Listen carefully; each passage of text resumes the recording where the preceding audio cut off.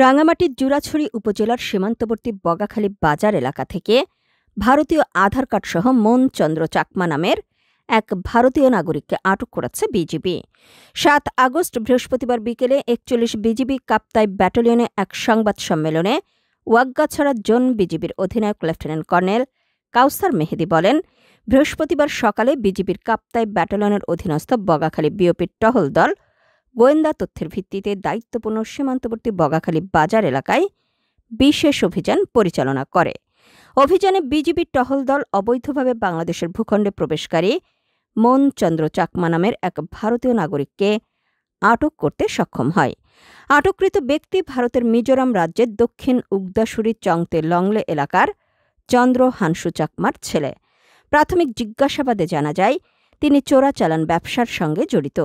আটককৃত ভারতীয় নাগরিকের বিরুদ্ধে যথাযথ আইনানুগ ব্যবস্থা গ্রহণের কার্যক্রম প্রক্রিয়াধীন রয়েছে।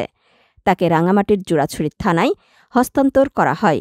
সংবাদ সম্মেলনে কাপ্তাই ব্যাটালিয়নের অধিনায়ক লেফটেন্যান্ট কর্নেল কাউসার মেহেদীর সঙ্গে উপ অধিনায়ক মেজর মোহাম্মদ লতিফুল বারিও উপস্থিত ছিলেন।